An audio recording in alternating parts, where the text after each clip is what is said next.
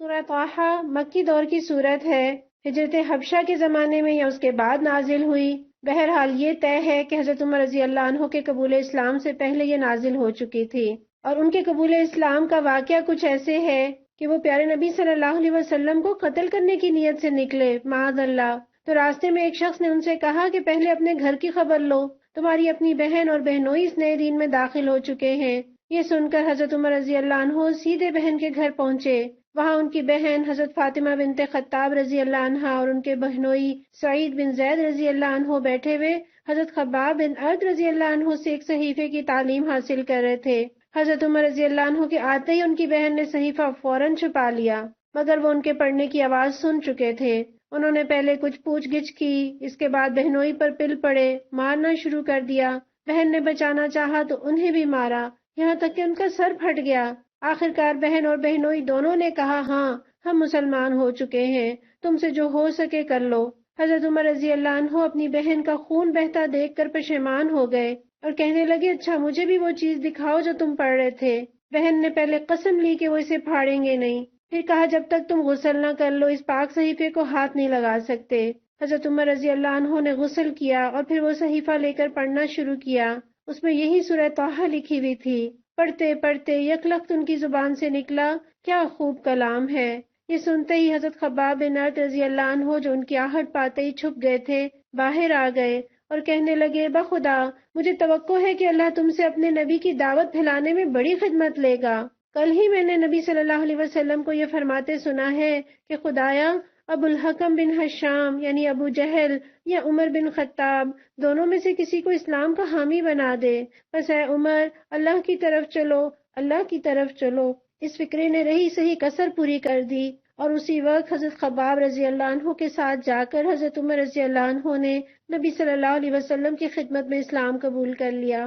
دعا کیجئے، ہم بھی یہ سورہ طٰہٰ پڑھنے جا رہے ہیں، اللہ ہمارے دلوں کو بھی کھول دے۔ علامہ اقبال کا فارسی کا ایک شعر ہے، مجھے فارسی آتی تو نہیں مگر بڑا خوبصورت شعر ہے، آپ کو سنانے کی کوشش کرتی ہوں۔ ز شام ماں بروں آور سحر را، بے قرآن باز خواں اہل نظر را۔ اے بیٹی تو ہماری شام سے صبح کو باہر لا، یعنی ہماری ذبح حالی کو عروج سے بدل دے۔ اہل بصیرت لوگوں کو قرآن کی طرف بلا، تو میدانی کے سوزے کی رات تو دیگر گوں کر تقدیر عمر را۔ تو جانتی ہے کہ تیری قرات کے سوز و گداز نے حضرت عمر رضی اللہ عنہ کی تقدیر کو بدل ڈالا تھا۔ پھر اشعار میں بھی میرے اور آپ کے لیے پیغام ہے۔ یہ بہن کے دل کا گداز تھا کہ بھائی کی زندگی بدل گئی۔ آئیے ہم اپنے گھر والوں کو، اپنے خاندان والوں کو، اپنے معاشرے کے لوگوں کو اس قرآن کے سوز سے اور اپنے دلوں کی نرمی سے لوگوں کو اس دین کی طرف لائیں، اس قرآن کی طرف لائیں۔ اپنے آپ کو انڈر ایسٹیمیٹ نہ کریں، میں اور آپ بہت کچھ کر سکتے ہیں۔ اس امت کا زوال عروج میں بدل سکتا ہے اگر مائیں اور بہنیں یہ طے کر لیں۔ اللہ ہم سے اپنی دین کی خدمت کا کام لے لے۔ آئیے سورہ طٰہٰ شروع کرتے ہیں۔ بسم اللہ الرحمن الرحیم۔ طٰہٰ ما انزلنا علیک القرآن لتشقی۔ ہم نے یہ قرآن آپ پر اس لیے نازل نہیں کیا کہ آپ مصیبت میں پڑ جائیں۔ الا تذکرۃ لمن یخشی۔ یہ تو ایک یاد دہانی ہے ہر اس شخص کے لیے جو ڈرے۔ کیا پتہ چلا کہ قرآن درد سر نہیں، مصیبت نہیں، خدا نخواستہ بدبختی کا سبب نہیں۔ آپ اندازہ لگائیے کہ جو لوگ اس دور میں قرآن کی طرف آتے ہوں گے ظلم کا نشانہ بنتے ہوں گے، دنیا کہتی ہوگی ہائے قرآن کی وجہ سے کیسی مصیبت میں پڑ گئے، انہیں کیا معلوم یہ تو دلوں کی راحت ہے، یہ تو آنکھوں کی ٹھنڈک ہے، یہ تو تسلی ہے، رحمت ہے، بھلائیاں لیے ہوئے ہے، یہی تو جینا سکھاتی ہے۔ اس سے محرومی تو زندگی کی سب سے بڑی محرومی ہے۔ قابل ترس تو ان کی زندگیاں ہیں جن میں قرآن نہیں۔ اور اس سے یہ بھی پتہ چلتا ہے کہ قرآن پڑھیے تو شوق سے، تازگی کے ساتھ، تھکاوٹ ہونے لگے یا کسی بھی درجے کی اکتاہٹ، ذرا وقفہ کر لیجئے، پھر فریش ہو کر تازہ دم ہو کر پڑھیے۔ زیادہ پڑھے تو بھی اپنی خوشی سے پڑھیے، مشقت سمجھ کر نہ پڑھیے۔ آپ صلی اللہ علیہ وسلم نے عبادت اسی وقت تک کرنے کو کہا کہ جب تک دل کے اندر نشاط اور آمادگی ہو۔ ایک مرتبہ رسول اللہ صلی اللہ علیہ وسلم مسجد میں تشریف لائے تو ایک رسی کو دو ستونوں کے درمیان بندھا ہوا پایا۔ آپ نے پوچھا یہ رسی کس مقصد کے لیے ہے؟ لوگوں نے بتایا کہ یہ سیدہ زینب رضی اللہ عنہا کی رسی ہے، جب وہ عبادت کرتے کرتے تھک جاتی ہیں تو اس کے ساتھ سہارا لے لیتی ہیں۔ نبی صلی اللہ علیہ وسلم نے فرمایا ایسا نہ کرو، اسے کھول دو۔ تم میں سے ہر شخص کو چاہیے کہ وہ اس وقت نماز پڑھے جب وہ فرحت اور نشاط محسوس کرے، جب تھک جائے تو وہ بیٹھ جائے۔ تنزیلا ممن خلق الارض والسماوات العلی، نازل کیا گیا ہے اس ذات کی طرف سے جس نے پیدا کیا زمین کو اور بلند آسمانوں کو۔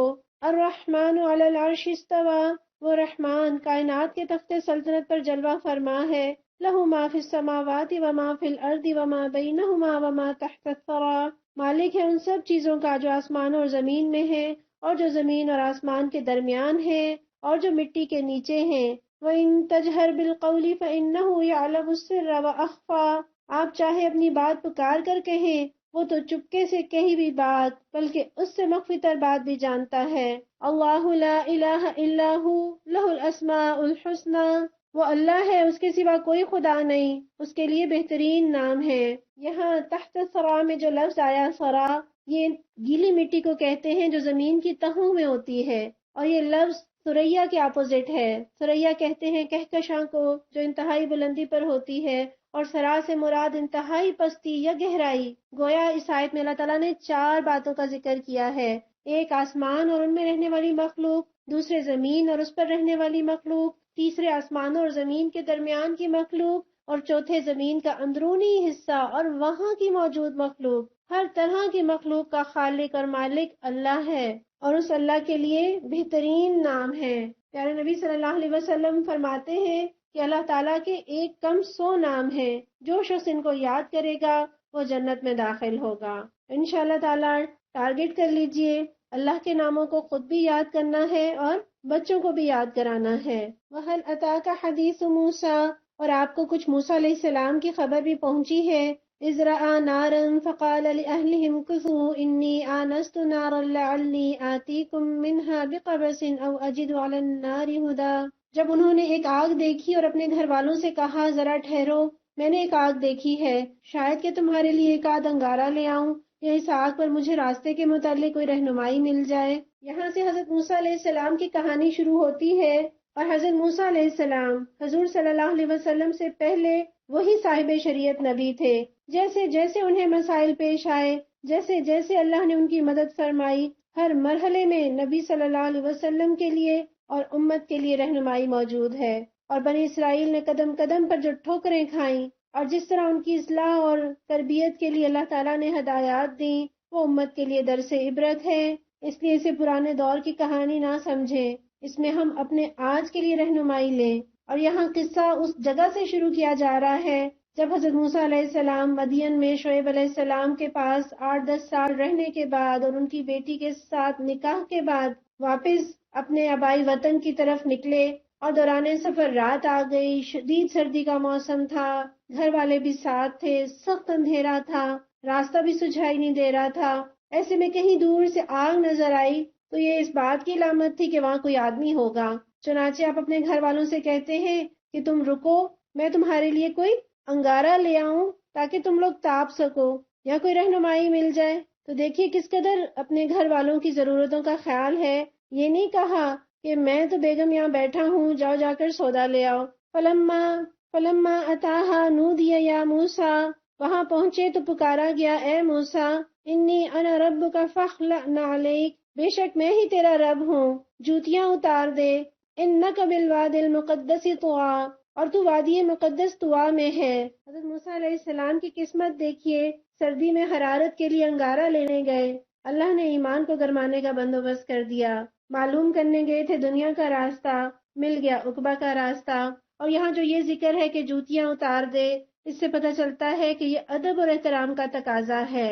عبادت کے لیے جوتیاں اتارنا ادب اور احترام کا تقاضا ہے۔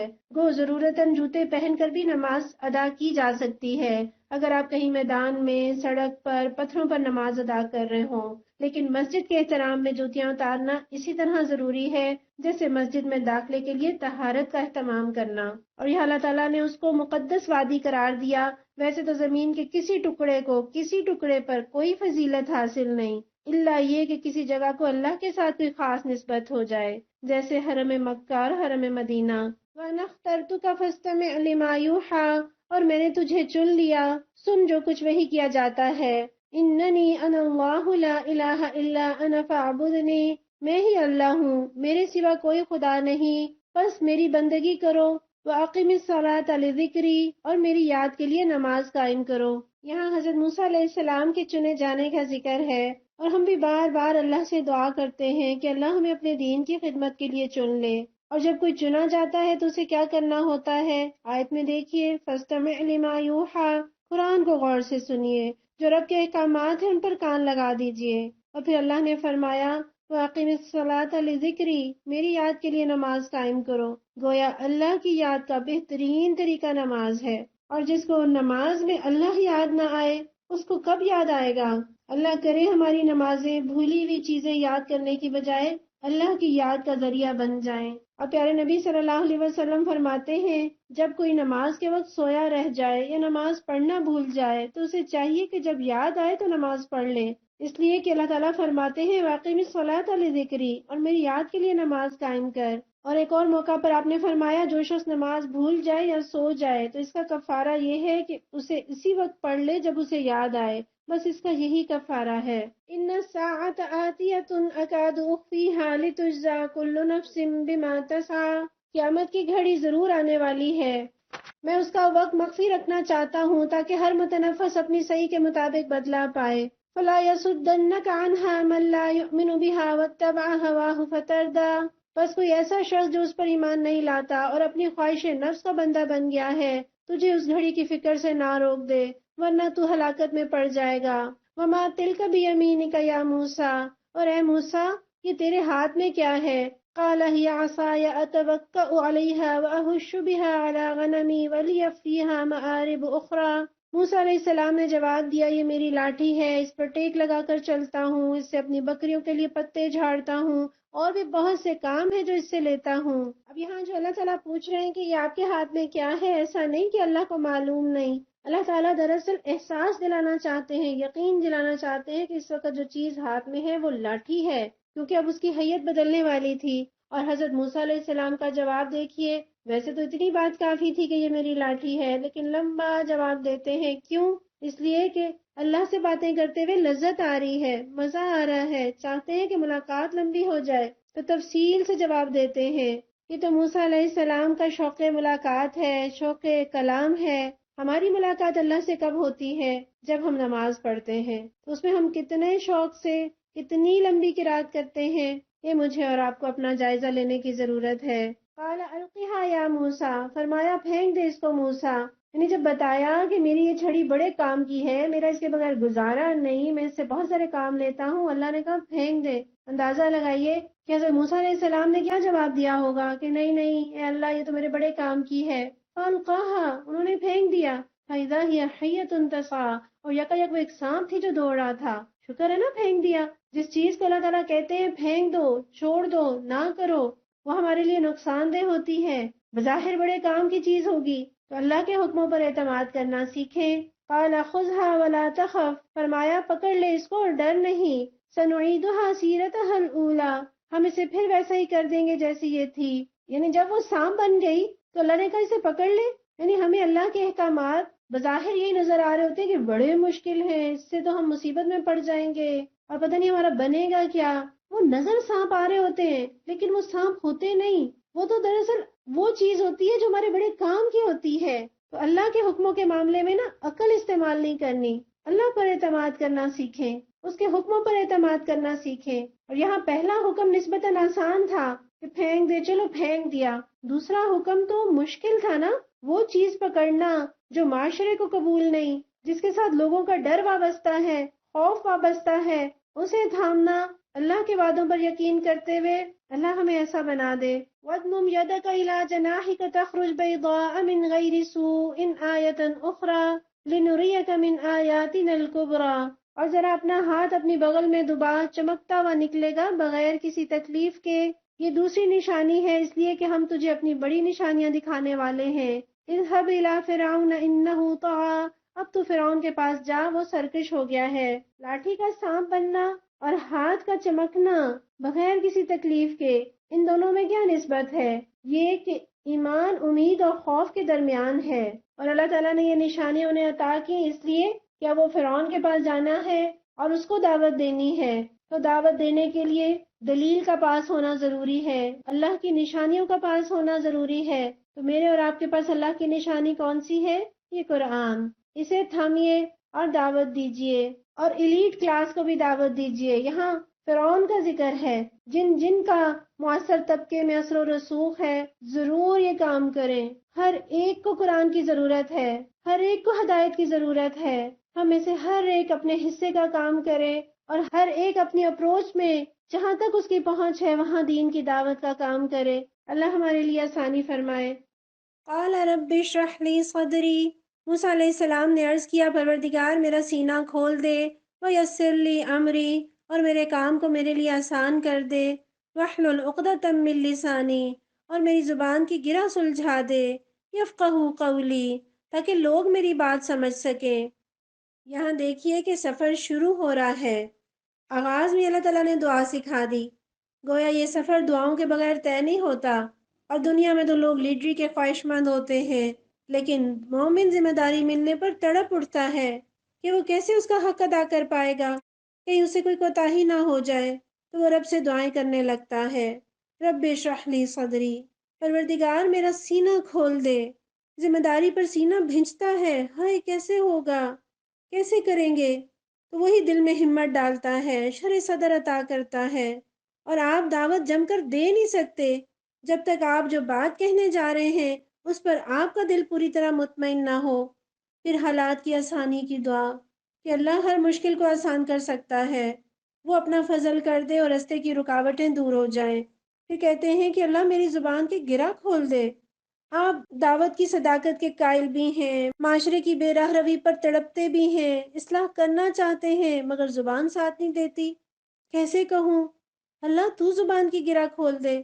پھر فرماتے ہیں کہ تاکہ لوگ میری بات سمجھ سکیں۔ آپ ہائی فائی تقریر کر لیں مگر لوگوں کے سر سے گزر جائے، یہ مقصود نہیں، روب ڈالنا مقصود نہیں۔ مقصود کیا ہے؟ کہ لوگ میری بات سمجھ جائیں۔ وَاجْعَل لِّي وَزِيرًا مِّنْ أَهْلِي، اور میرے لیے میرے اپنے کنبے سے ایک وزیر مقرر کر دے۔ ہارون أخی اشدد بِهِ أَزْرِي، ہارون جو میرا بھائی ہے اس کے ذریعے میرا ہاتھ مضبوط کر۔ وَأَشْرِكْهُ فِي أَمْرِي، اور اس کو میرے کام میں شریک کر دے۔ كَيْ نُسَبِّحَكَ كَثِيرًا، تاکہ ہم خوب تیری پاکی بیان کریں۔ وَنَذْكُرَكَ كَثِيرًا، اور خوب تیرا چرچا کریں۔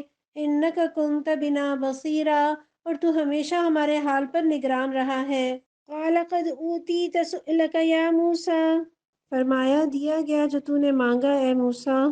پہلے تو ہم یہ دیکھ لیں کہ یہ روایت بالکل ناقابل اعتبار ہے، جو یہ کہتے ہیں کہ حضرت موسیٰ علیہ السلام کی زبان میں لکنت تھی اس لیے انہوں نے یہ دعا مانگی۔ اللہ تعالیٰ نے جب بھی کوئی نبی بھیجے ہیں وہ اخلاقی عیوب سے بھی پاک ہوتے ہیں اور جسمانی عیوب سے بھی۔ اور یہاں وہ دعا کر رہے ہیں کہ اللہ میرے اپنے کنبے سے مجھے وزیر عطا فرما، یعنی میں اکیلا اور میرے ساتھ ساتھی مل جائے گا تو ہماری قوت میں اضافہ ہوگا، جیسے کہتے ہیں نا ایک اکیلا دو گیارہ۔ اور اگر یہ ساتھی بالکل قریب سے اپنے کنبے سے مل جائے تو سب سے بہترین۔ اور مقصد کیا ہے اس ٹیم کے بنانے کا؟ اپنی شہرت نہیں، مقصد یہ ہے کہ اللہ تیرا خوب خوب چرچا کرے۔ اور یہاں یہ جو فرمایا نا کئی نسبحک کثیرا ونذکرک کثیرا، یہ نہیں ہے کہ ہم دونوں بھائی مل کر تو سبحان اللہ کی تسبیح کریں، اللہ کے ذکر کی تسبیح کرتے رہیں۔ یہاں تسبیح سے مراد کیا ہے؟ کہ غلبہ دین کے لیے کام کریں، لوگوں کو بتائیں کہ یہ نظام ہے جو ہر خامی سے ہر کمی سے پاک ہے، یہ رحمت کا نظام ہے، اسے اپناؤ۔ ہم وہ نظام کی خوبیاں بیان کریں، لوگوں کو بتائیں کہ اس کے اندر کوئی نقائص نہیں ہے۔ مومن کی زندگی کا تو دن اور رات، محفل ہے یا تنہائی ہے، مسجد ہے یا بازار، وہ اللہ کی پاکی بیان کرتا ہے، وہ اللہ کا چرچا کرتا ہے۔ اس کے عمل میں فرق نہیں آتا، ہاں میدان عمل کا فرق ہوتا ہے۔ اور یہاں فرماتے ہیں کہ آپ ہمارے حال پر نگران رہے ہیں، دعا کرتے ہوئے اپنے عمل کا واسطہ نہیں دے رہے کہ میں بڑا نیک ہوں، بلکہ اللہ کے فضل کا واسطہ دے رہے ہیں کہ آپ نے ہمیشہ ہماری نگرانی کی ہے، ہمیشہ ہماری حفاظت کی ہے، ہمیشہ ہمیں عطا کیا ہے۔ اور آپ دیکھیں کہ دعا کے الفاظ ختم ہوتے ہی قبولیت کا ذکر آ گیا۔ سچے جذبوں کے ساتھ دعا مانگی جائے اللہ ضرور قبول کرتے ہیں۔ تو یہاں اپنے بہن بھائیوں کے لیے بھی دعا کیجیے، اللہ تعالیٰ انہیں بھی دین کے رستے پہ ہمارے ساتھ چلا دے۔ وَلَقَدْ مَنَنَّا عَلَيْكَ مَرَّةً أُخْرَى، اے موسیٰ علیہ السلام، ہم نے پھر ایک مرتبہ آپ پر احسان کیا۔ اذ اوحینا الی امک ما یوحی، یاد کیجئے وہ وقت جب کہ ہم نے آپ کی ماں کو اشارہ کیا، ایسا اشارہ جو وحی کے ذریعے ہی کیا جاتا ہے۔ ان اقذفیہ فی التابوت فاقذفیہ فی الیم فلیلقہ الیم بالساحل، اس بچے کو صندوق میں رکھ دے اور صندوق کو دریا میں چھوڑ دے اور دریا اسے ساحل پر پھینک دے گا۔ یأخذہ عدو لی وعدو لہ، اور اسے میرا دشمن اور اس بچے کا دشمن اٹھا لے گا۔ وَأَلْقَيْتُ عَلَيْكَ مَحَبَّةً مِّنِّي، میں نے اپنی طرف سے تجھ پر محبت طاری کر دی۔ وَلِتُصْنَعَ عَلَىٰ عَيْنِي، اور ایسا انتظام کیا کہ تو میری نگرانی میں پالا جائے۔ اللہ تعالیٰ حضرت موسیٰ علیہ السلام پر اپنے احسانات کا ذکر کر رہے ہیں کہ کس طرح آغاز سے تم اللہ کی نگرانی میں پلے ہو، کب سے، جب کہ ابھی پیدا ہوئے تھے، اور جس فرعون سے اللہ تعالیٰ نے اس وقت تمہاری حفاظت کی تھی، آج بھی حفاظت کرے گا۔ اور فرعون کا جو اس دور میں آرڈر تھا کہ ہر بچے کو قتل کر دیا جائے، اللہ نے کیسے حضرت موسیٰ کو بچایا، ماں کو وحی کی، یعنی دل میں بات ڈال دی کہ بچے کو دریا میں ڈال دے۔ کتنا مشکل ہے، ماں ہے، ممتا ہے، کیسے دریا میں اپنے ہاتھوں معصوم دودھ پیتے بچے کو ڈال دے؟ پتھر دل تو نہیں، مگر یہی تو ہے رب کے وعدوں پر یقین۔ اور یہ بھی بتا دیا کہ جس دشمن کی نظروں سے بچا رہی ہو وہی دشمن اسے اٹھائے گا۔ ہائے اللہ، ہم دنیا میں تو اعتماد کرتے ہیں، ڈاکٹر کے کہنے پر بے ہوش ہونے کو تیار، آپریشن کے لیے تیار، پائلٹ پر اعتبار کرتے ہیں، ڈرائیور پر اعتماد کرتے ہیں، اللہ پر کیوں نہیں اعتماد کرتے؟ رب کے وعدے بھی سچے ہیں۔ حضرت موسیٰ علیہ السلام کی ماں نے تو اللہ کے کہنے پر بچہ دریا میں ڈال دیا۔ ہمیں کوئی کہے کہ اپنی بیٹی کو 2 سال کے لیے قرآن انسٹیٹیوٹ میں ڈال دیجئے تو ہمیں فکر ہونے لگتی ہے کہ ہائے، 2 سال 1.5 سال بنے گا کیا، ہوگا کیا، عمر زیادہ ہو جائے گی، پڑھائی لیٹ ہو جائے گی۔ واللہ، اللہ کے سہارے پر، اللہ کے وعدوں پر یقین کرتے ہوئے اپنی بچیوں کو پڑھا دیجئے، دین سکھا دیجئے، انسٹیٹیوٹ میں داخل کرا دیجئے۔ ان کی زندگی کیا سنورے گی، آپ کی دنیا اور آخرت سنور جائے گی۔ اِذْ تَمْشِي أُخْتُكَ فَتَقُولُ هَلْ أَدُلُّكُمْ عَلَىٰ مَن يَكْفُلُهُ، یاد کر جب کہ تیری بہن چل رہی تھی پھر جا کر کہتی ہے میں تجھے اس کا پتہ دوں جو اس بچے کی پرورش اچھی طرح کرے۔ فَرَجَعْنَاكَ إِلَىٰ أُمِّكَ كَيْ تَقَرَّ عَيْنُهَا وَلَا تَحْزَنَ، اس طرح ہم نے تجھے پھر تیری ماں کے پاس پہنچا دیا تاکہ اس کی آنکھ ٹھنڈی رہے اور وہ رنجیدہ نہ ہو۔ وَقَتَلْتَ نَفْسًا فَنَجَّيْنَاكَ مِنَ الْغَمِّ وَفَتَنَّاكَ فَتُونًا، اور یہ بھی یاد کرو کہ تم نے ایک شخص کو قتل کر دیا تھا، ہم نے تجھے اس پھندے سے نکالا اور تجھے مختلف آزمائشوں سے گزارا۔ فَلَبِثْتَ السِّنِينَ فِي أَهْلِ مَدْيَنَ، اور تم مدین کے لوگوں میں کئی سال ٹھہرا رہا۔ ثُمَّ جِئْتَ عَلَىٰ قَدَرٍ يَا مُوسَىٰ، پھر اب ٹھیک اپنے وقت پر تو آ گیا ہے اے موسیٰ۔ وَاصْطَنَعْتُكَ لِنَفْسِي، اے موسیٰ میں نے تجھے اپنے کام کا بنا لیا ہے۔ دعا کیجیے اللہ ہمیں بھی اپنے کام کا بنا لے۔ اذهب انت واخوك بآیاتی ولا تنیا فی ذکری، جا تو اور تیرا بھائی میری نشانیوں کے ساتھ اور دیکھو میری یاد میں تقصیر نہ کرنا۔ اذهبا الی فرعون انه طغى، جاؤ تم دونوں فرعون کے پاس کہ وہ سرکش ہو گیا ہے۔ فقولا له قولا لینا لعله يتذکر او یخشى، اس سے نرمی سے بات کرنا شاید کہ وہ نصیحت قبول کرے یا ڈر جائے۔ آپ غور کیجئے گا حضرت موسیٰ علیہ السلام کی زندگی میں کچھ خواتین کا کردار بڑا اہم ہے، ماں کا، بہن کا، حضرت آسیہ کا، حضرت شعیب علیہ السلام کی بیٹی کا۔ تو اس سے اندازہ ہوتا ہے کہ عورتوں کا معاشرے کے اندر خیر اور بھلائی میں کس قدر اہم کردار ہے، کتنا اہم رول وہ پلے کر سکتی ہیں۔ اور یہاں بہن کی سمجھداری دیکھیے کہ کس قدر عقل مندی کے ساتھ چلتی جا رہی ہیں کہ صندوق پر بھی نگاہ رہے اور کسی کو پتہ بھی نہ چلے کہ اس میں کوئی خاص بات ہے۔ اور پھر جب محل میں دیکھا، اور پھر ہم جانتے ہیں کہ وہ حضرت آسیہ یا فرعون دریا کے کنارے چہل قدمی کر رہے تھے، انہوں نے دیکھا صندوق، اس کو اپنے پاس منگوایا اور کھول کر دیکھا تو اس میں حضرت موسیٰ علیہ السلام، اللہ فرماتے ہیں کہ اللہ نے محبت طاری کر دی، یعنی ایسا منموہنا بچہ کہ حضرت آسیہ اور فرعون محبت کیے بغیر نہ رہ سکے۔ اور اسے پتہ چلتا ہے کہ وہ بے اولاد تھے اور اتنا خوبصورت بچہ دیکھ کے ان کے دل میں خواہش پیدا ہوئی کہ کیوں نہ اس کو بیٹا بنا لیا جائے۔ اس طرح اللہ تعالیٰ نے اس بچے کے ذریعے، جس کے ذریعے فرعون کا تختہ الٹنا تھا، اسی کے گھر میں پرورش کرا دی۔ واللہ غالب علی امرہ، سورہ یوسف میں ہم پڑھ کر آئے تھے کہ اللہ اپنا کام کر کے رہتا ہے۔ پھر دیکھا کہ بچہ بھوکا ہے، وہ رو رہا ہے، اور انہوں نے بہت ساری دائیں بلائی ہوں گی کہ جو اپنا دودھ پلائیں، لیکن وہ کسی کا دودھ نہیں پی رہے تھے۔ اور پھر اس وقت ان کی بہن نے کہا میں آپ کو بتاتی ہوں ایک ایسی خاتون کا جو ان کی بڑی اچھی رکھوالی کریں گی، کفالت کریں گی۔ تو انہوں نے کہا ٹھیک ہے، تو وہ اپنی ماں کو بلا لاتی ہیں، اور وہ جیسے ہی ماں آتی ہیں تو وہ بچہ ماں کی چھاتی کے ساتھ لگ کے دودھ پینا شروع کر دیتا ہے۔ اللہ نے اپنا وعدہ کتنی دیر میں پورا کیا؟ اتنی دیر میں کہ جتنے میں ایک بچہ پیٹ بھرنے کے بعد دوبارہ اس کا بھوک کا ٹائم ہوتا ہے، اتنی دیر میں اللہ نے اپنا وعدہ نبھا دیا اور واپس ماں کے پاس پہنچا دیا۔ پھر دوسرا احسان کہ وہ جو ایک شخص کو قتل کر دیا تھا، یعنی ان کا مارنے کا ارادہ نہیں تھا، وہ دو لوگ جھگڑ رہے تھے اور انہوں نے مکہ مارا اور وہ قتل ہو گیا، اور کس طرح اللہ تعالیٰ نے اس آزمائش سے بھی بچایا اور پھر مختلف آزمائشوں سے گزارا۔ تو یہ آزمائشیں، یہ تربیت کے مراحل ہیں، ان سے گزرے بغیر انسان کندن نہیں ہوتا۔ پھر مدین میں رہے، پھر اللہ تعالیٰ واپس انہیں لے آئے، تو اللہ تعالیٰ فرماتے ہیں کہ میں نے تجھے اپنے کام کا بنا لیا، یعنی یہ ساری آزمائشوں سے جو گزارا، ان آزمائشوں نے اس قابل بنا دیا، کیا وہ بڑی سے بڑی ذمہ داری کو ادا کرنے کے قابل ہو گئے۔ اور فرماتے ہیں اللہ تعالیٰ کہ جاؤ میری یاد میں کمی نہ کرنا۔ دین کا کام کرنے والوں کے لیے اللہ کا ذکر بڑا ضروری ہے۔ دائی کا تعلق اللہ سے جتنا مضبوط ہوتا ہے، اتنا اخلاص، اتنی تاثیر ہوتی ہے۔ اور پھر فرعون کے پاس بھیج رہے ہیں اور فرما رہے ہیں نرمی سے بات کرنا۔ وہ فرعون جو کہتا ہے انا ربکم الاعلی، اللہ تعالیٰ کہہ رہے ہیں اس سے نرمی سے بات کرنا۔ اور کیوں؟ تاکہ وہ نصیحت قبول کر لے۔ کیا ہماری دینی غیرت حضرت موسیٰ علیہ السلام سے بڑھ کر ہے، یا ہمارے سامنے فرعون سے زیادہ ظالم اور جابر شخص کھڑا ہے کہ ذرا ذرا سی بات پر ہم جہنمی بنا دیتے ہیں؟ خود تو ہم نے اتنی مدت لگائی دین کی طرف آنے میں، اور دوسروں کے لیے ہم چاہتے ہیں کہ وہ فوراً دین کی بات سمجھ جائیں۔ تو نرمی سیکھنے کی ضرورت ہے۔ قال ربنا اننا نخاف ان يفرط علينا او ان يطغى، دونوں نے عرض کیا پروردگار ہمیں اندیشہ ہے کہ وہ ہم پر زیادتی کرے گا یا پل پڑے گا۔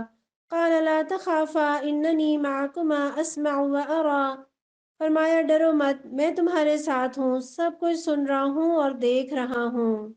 اس میں اندازہ لگائیے اللہ تعالیٰ کی قربت کا، اللہ کی معیت کا، کہ اللہ کتنے قریب ہیں، اتنے جتنی قربت سے کوئی سنتا ہے اور دیکھ رہا ہوتا ہے۔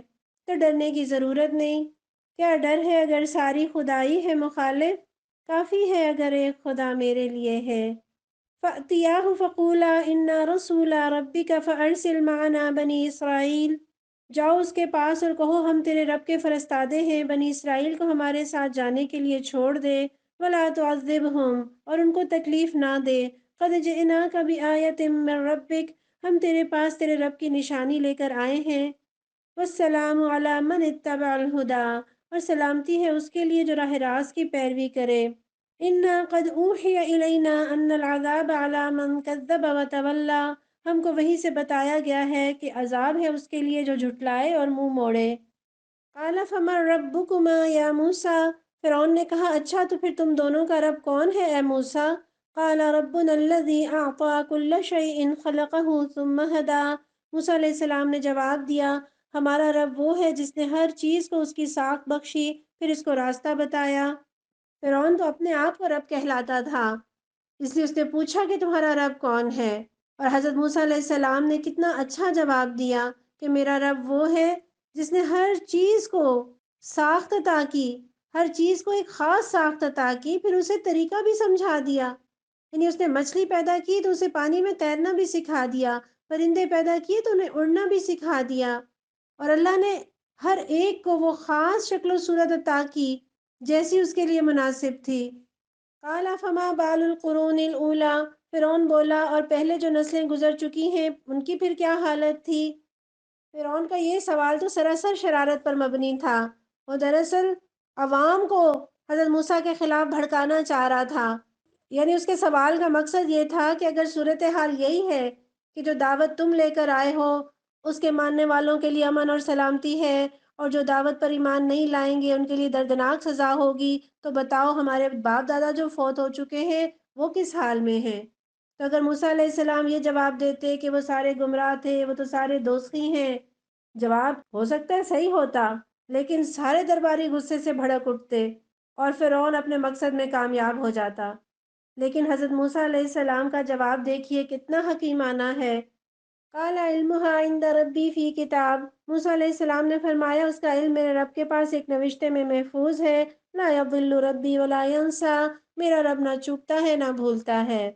کتنا اچھا جواب دیا حضرت موسیٰ علیہ السلام نے کہ جو لوگ گزر چکے ہیں ان کے حالات جاننے کی ہمیں ضرورت نہیں، وہ جانے اور ان کا رب جانے، ہمیں تو اپنی فکر کرنی ہے کہ ہم کون سا طریقے زندگی اختیار کرتے ہیں اور ہمارا انجام کیسا ہوگا۔ الذی جعل لکم الارض مہدا وسلک لکم فیہا سبلا وانزل من السماء ماء، وہی ہے جس نے تمہارے لیے زمین کا فرش بچھایا اور اس میں تمہارے چلنے کو راستے بنائے اور اوپر سے پانی برسایا۔ فَأَخْرَجْنَا بِهِ أَزْوَاجًا مِّن نَّبَاتٍ شَتَّىٰ، پھر اس کے ذریعے سے مختلف اقسام کی پیداوار نکالی۔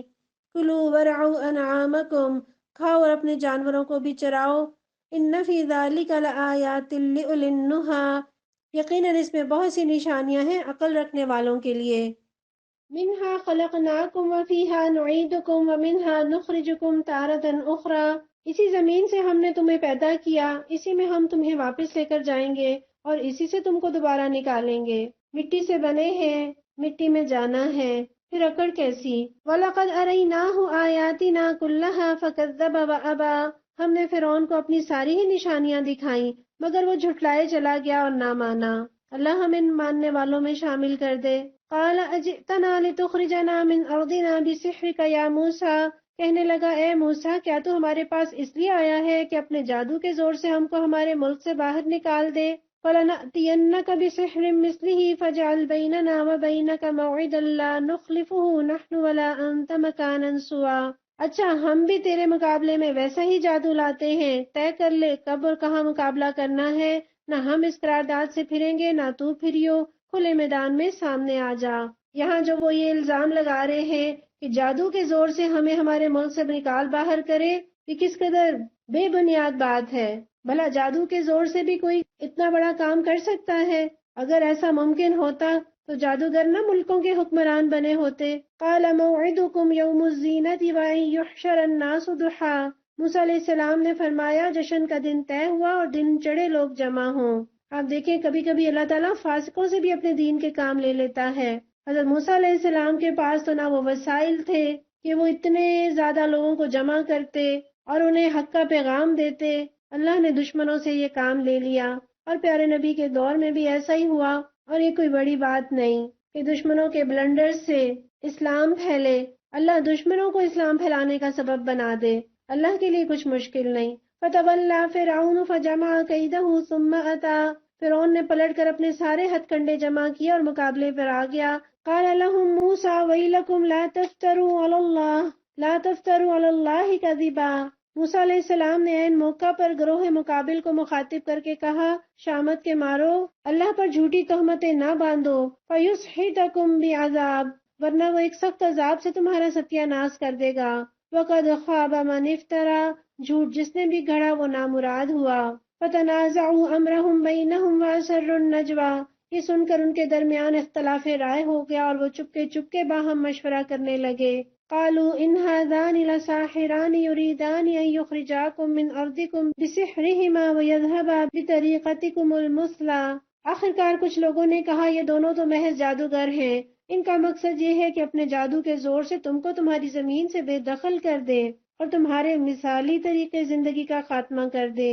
فرعون کا یہ چیلنج دراصل موسیٰ علیہ السلام کے دل کی آواز تھی، کیونکہ ایسے کھلے میدان میں مقابلہ کرانا ان کے وسائل سے تو خارج تھا۔ فرعون نے چیلنج کیا تو آپ نے اسے قبول بھی کر لیا، ساتھ میں کچھ شرائط اور پیش کر دیں کہ ایک تو مقابلہ صرف کھلے میدان میں ہی نہیں بلکہ سالانہ جشن کے دن ہو، تاکہ ہر طرف سے لوگ اس میلے میں آئیں اور زیادہ سے زیادہ لوگ اس مقابلے کو دیکھیں، اور یہ کہ یہ مقابلہ دن کی صاف روشنی میں چاشت کے وقت ہو تاکہ لوگوں کو اس مقابلے کے دیکھنے میں اور اس سے نتیجہ اخذ کرنے میں کوئی شبہ نہ رہے۔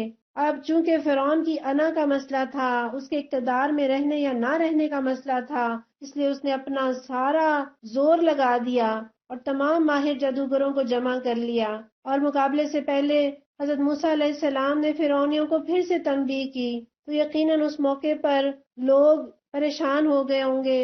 کچھ لوگ کہنے لگے ہوں گے یہ تو ایسے نورانی چہرے ہیں، یہ جادوگر نہیں ہو سکتے. لیکن پھر انہوں نے کیا طے کیا ہوگا کہ مقابلہ اگر نہ کریں یا اسے ملتوی کر دیں، یہ دونوں باتیں ہمارے لیے نقصان دہ ہیں، یہ تو ہماری شکست کے مترادف ہیں. اور اگر مقابلہ نہ کیا یا ہار گئے تو بس شامت آ جائے گی، حکومت چھن جائے گی اور پھر تم بنی اسرائیل کے غلام بن جاؤ گے. پھر وہ جو چاہیں تمہارے ساتھ کریں اور تمہاری یہ تہذیب، تمہارا یہ کلچر، تمہاری یہ عیش و نشاط کی محفلیں، یہ مزے، یہ پارٹیز، ان سب چیزوں کا جنازہ نکل جائے گا. اس لیے ہمت کرو اور مقابلہ کرو. اور یہ بھی ہم ذہن میں رکھیں، آج بھی لوگ غیر مسلموں کے لائف سٹائل کو مثالی سمجھتے ہیں اور اسلامی نظام کے غلبے میں یہ شریعت کے آنے سے ڈرتے ہیں کہ پھر ہماری آزادیاں خطرے میں پڑ جائیں گی، پھر ہماری انجوائمنٹ ختم ہو جائے گی، پھر تو بس یہ نری ملائیت رہ جائے گی. فَأَجْمِعُوا كَيْدَكُمْ ثُمَّ أْتُوا صَفًّا، اپنی ساری تدبیریں آج اکٹھی کر لو اور ایکا کر کے میدان میں آؤ. وَقَدْ أَفْلَحَ الْيَوْمَ مَنِ اسْتَعْلَىٰ، بس یہ سمجھ لو کہ آج جو غالب رہا وہی جیت گیا. قَالُوا يَا مُوسَىٰ إِمَّا أَن تُلْقِيَ وَإِمَّا أَن نَّكُونَ أَوَّلَ مَنْ أَلْقَىٰ، جادوگر بولے موسیٰ آپ پھینکتے ہیں یا ہم پہلے پھینکیں؟ قَالَ بَلْ أَلْقُوا، حضرت موسیٰ علیہ السلام نے فرمایا بلکہ تم ہی پھینکو. فَإِذَا حِبَالُهُمْ وَعِصِيُّهُمْ يُخَيَّلُ إِلَيْهِ مِنْ سِحْرِهِمْ أَنَّهَا تَسْعَىٰ، یک ان کی رسیاں اور ان کی لاٹیاں ان کے جادو کے زور سے موسیٰ علیہ السلام کو دوڑتی ہوئی محسوس ہونے لگیں. فَأَوْجَسَ فِي نَفْسِهِ خِیفَةً مُوسَىٰ، اور موسیٰ علیہ السلام اپنے دل میں ڈر گئے. قُلْنَا لَا تَخَفْ، ہم نے کہا مت ڈر، إِنَّكَ أَنْتَ الْأَعْلَىٰ، تو ہی غالب رہے گا. وَأَلْقِ مَا فِي يَمِينِكَ تَلْقَفُ مَا صَنَعُوا، پھینک جو کچھ تیرے ہاتھ میں ہے، ابھی ان کی ساری بناوٹی چیزوں کو نگلے جاتا ہے. إِنَّمَا صَنَعُوا كَيْدُ سَاحِرٍ، یہ جو کچھ بنا کر لائے ہیں یہ تو جادوگر کا فریب ہے. وَلَا يُفْلِحُ السَّاحِرُ حَيْثُ أَتَىٰ، اور جادوگر کبھی کامیاب نہیں ہو سکتا. یہاں جادوگر جو کہہ رہے ہیں کہ موسیٰ تم پھینکو یا ہم پھینکے، اور موسیٰ علیہ السلام جو کہتے ہیں کہ نہیں تم ہی پھینکو، یہ دراصل کوئی جادوگروں کی تکریم نہیں کر رہے کہ نہیں جی پہلے آپ پھینکیے، بلکہ دراصل کیا ہے کہ تاریکی کے بعد جب روشنی آتی ہے نا تو اس کی اہمیت کا پتہ چلتا ہے. اور حضرت موسیٰ علیہ السلام کو اپنی کامیابی کا یقین تھا، اس لیے کہا کہ تم پھینکو.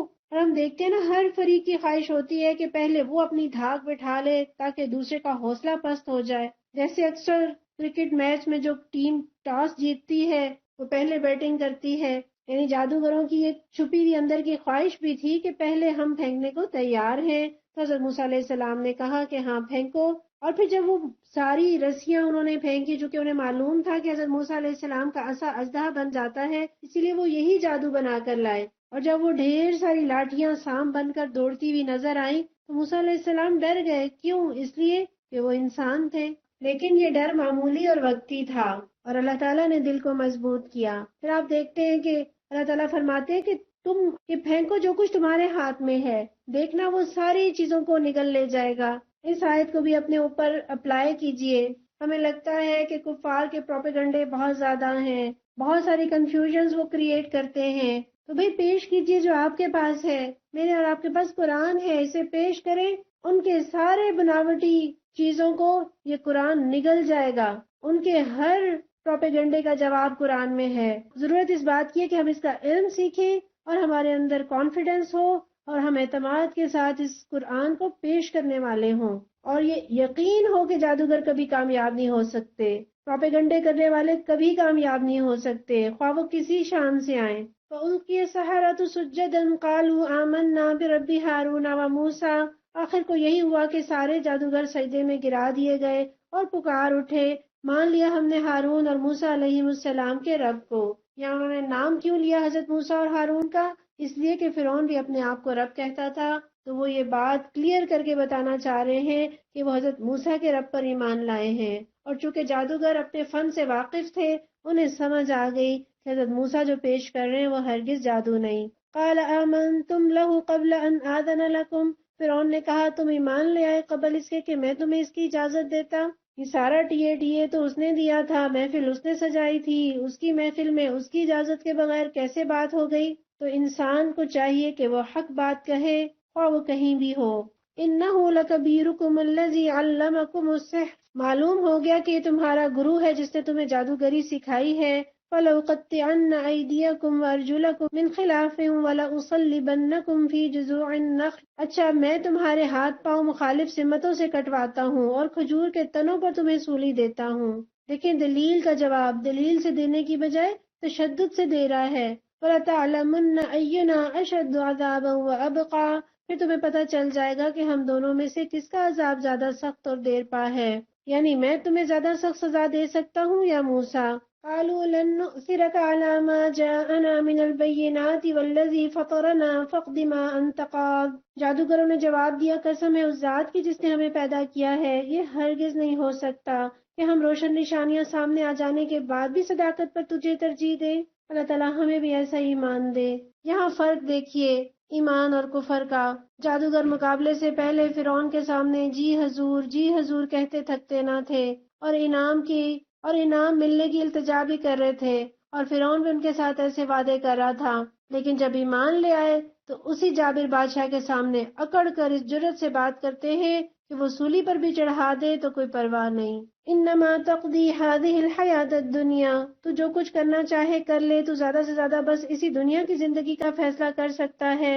انا آمنا بربنا لیغفر لنا خطایانا وما اکرہتنا علیہ من السحر۔ ہم تو اپنے رب پر ایمان لے آئے تاکہ وہ ہماری خطائیں معاف کر دے اور اس جادوگری سے جس پر تو نے ہمیں مجبور کیا تھا درگزر فرمائے۔ واللہ خیر وابقا، اللہ ہی اچھا اور وہی باقی رہنے والا ہے۔ فرعون نے کہا اشد عذابا وابقا، یعنی کس کا عذاب زیادہ سخت اور دیر پا ہے، اور وہ کیا جواب دے رہے ہیں؟ واللہ خیر وابقا، اللہ ہی اچھا اور وہی باقی رہنے والا ہے۔ انہ من یأتی ربہ مجرما فإن له جہنم، حقیقت یہ ہے کہ جو مجرم بن کر اپنے رب کے حضور حاضر ہوگا اس کے لیے جہنم ہے، لا يموت فیہا ولا یحیا، جس میں وہ نہ جیے گا اور نہ مرے گا۔ واللہ ایک دن کی کلاس نے انہیں اتنا ایمان عطا کیا۔ اللہ ہم تو روز قرآن پڑھتے ہیں، روز تیری نشانیاں دیکھتے ہیں، پروردگار تو ہمیں پکا اور سچا ایمان دے دے۔ وَمَن يَأْتِهِ مُؤْمِنًا قَدْ عَمِلَ الصَّالِحَاتِ فَأُولَٰئِكَ لَهُمُ الدَّرَجَاتُ الْعُلَىٰ، اور جو اس کے حضور مومن کی حیثیت سے حاضر ہوگا جس نے نیک عمل کیے ہوں گے، ایسے سب لوگوں کے لیے بلند درجے ہیں۔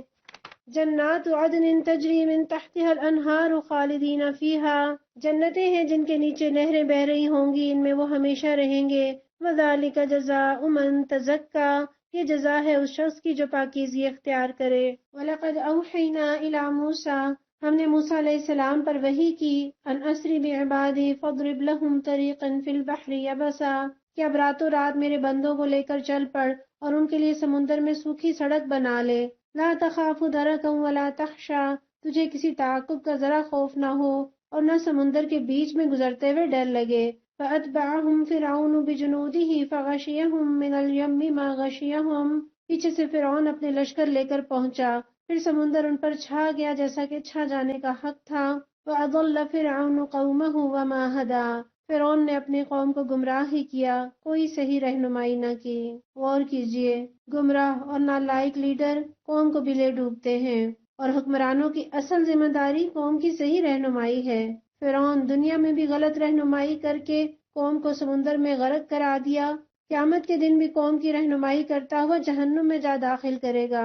یا بنی اسرائیل قد انجیناکم من عدوکم وواعدناکم جانب الطور الایمن ونزلنا علیکم المن والسلوی، اے بنی اسرائیل ہم نے تمہیں تمہارے دشمن سے نجات دی اور طور کے دائیں جانب تمہاری حاضری کے لیے وقت مقرر کیا اور تم پر من و سلوہ اتارا۔ کلوا من طیبات ما رزقناکم ولا تطغوا فیہ فیحل علیکم غضبی، کھاؤ ہمارا دیا ہوا پاک رزق اور اسے کھا کر سرکشی نہ کرو ورنہ تم پر میرا غضب ٹوٹ پڑے گا۔ ومن یحلل علیہ غضبی فقد ھوی، اور جس پر میرا غضب ٹوٹا وہ پھر گر کر ہی رہا۔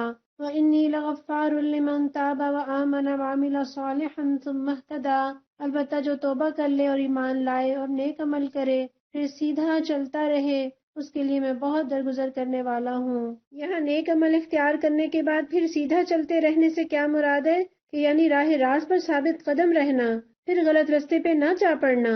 وما اعجلک عن قومک یا موسیٰ، اور کیا چیز تمہیں اپنی قوم سے پہلے لے آئی موسیٰ؟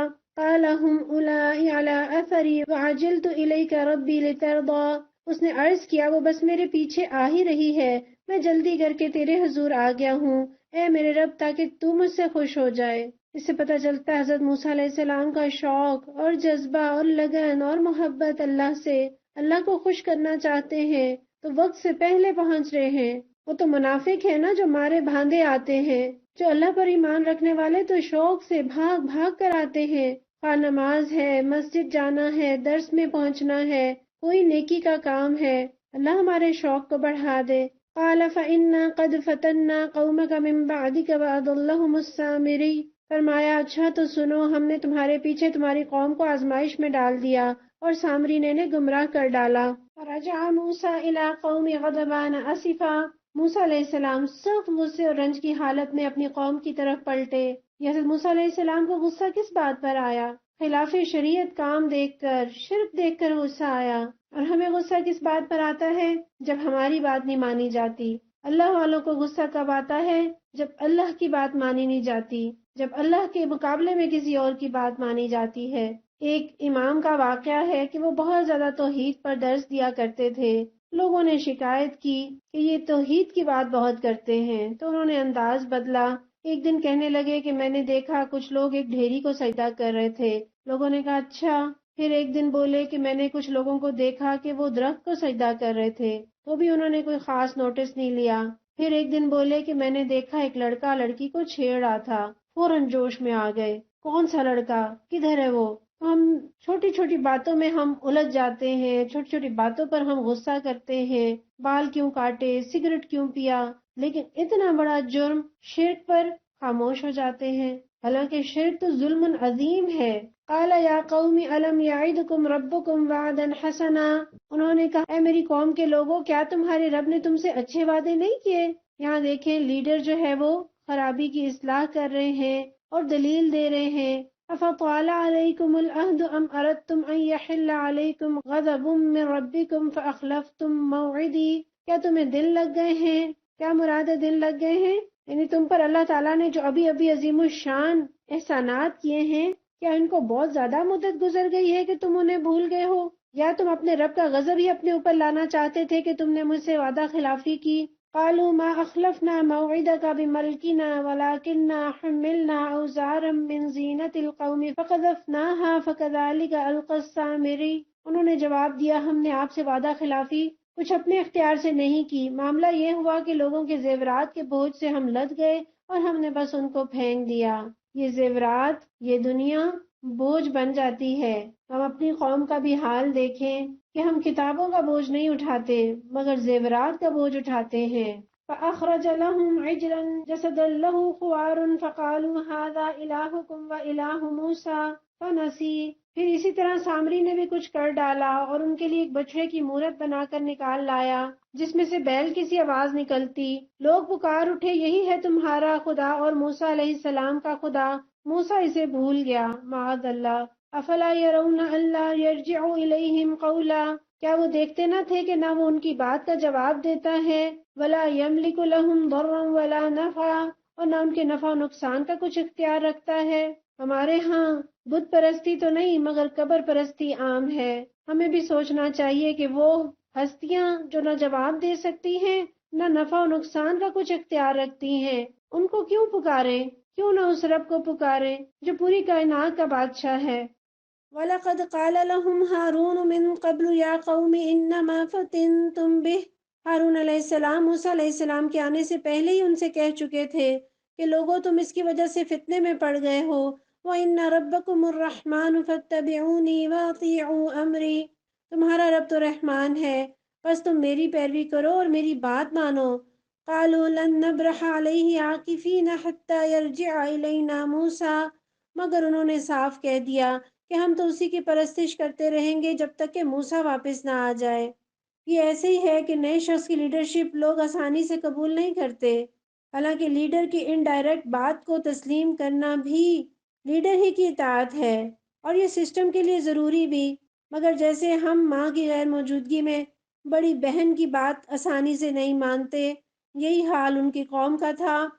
قال یا ہارون ما منعک اذ رأیتہم ضلوا، موسیٰ علیہ السلام قوم کو ڈانٹنے کے بعد ہارون علیہ السلام کی طرف پلٹے اور بولے ہارون تم نے جب دیکھا تھا اذ رأیتہم ضلوا کہ یہ گمراہ ہو رہے ہیں، اللہ تتبعنی افعصیت امری، تو کس چیز نے تمہارا ہاتھ پکڑا تھا کہ میرے طریقے پر عمل نہ کرو؟ کیا تم نے میرے حکم کی خلاف ورزی کی؟ قال یا ابن ام لا تأخذ بلحیتی ولا برأسی، ہارون علیہ السلام نے جواب دیا، اے میری ماں کے بیٹے، میری داڑھی نہ پکڑ، نہ میرے سر کے بال کھینچ، انی خشیت ان تقول فرقت بین بنی اسرائیل ولم ترقب قولی، مجھے اس بات کا ڈر تھا کہ تو آ کر کہے گا کہ تم نے بنی اسرائیل میں پھوٹ ڈال دی اور میری بات کا پاس نہ کیا۔ حضرت موسیٰ علیہ السلام حضرت ہارون کو اپنا قائم مقام بنا کر گئے تھے، لہٰذا ان سے محاسبہ کر رہے ہیں، اور حضرت ہارون علیہ السلام کا جواب کیا ہے کہ میں نے تو انہیں پوری سختی سے روکا، لیکن چونکہ اکثریت شرک میں مبتلا تھی اس لیے انہوں نے مجھے دبا لیا اور مجھے جان سے مار ڈالنے کے در پہ ہو گئے اور میرے دشمن بن گئے۔ اگر میں مزید اب سختی اختیار کرتا خانہ جنگی چھڑ سکتی تھی اور پھر ان کی اصلاح کی کوئی صورت باقی نہ رہ جاتی، لہٰذا مجھے بھی اب آپ ہی کا انتظار تھا۔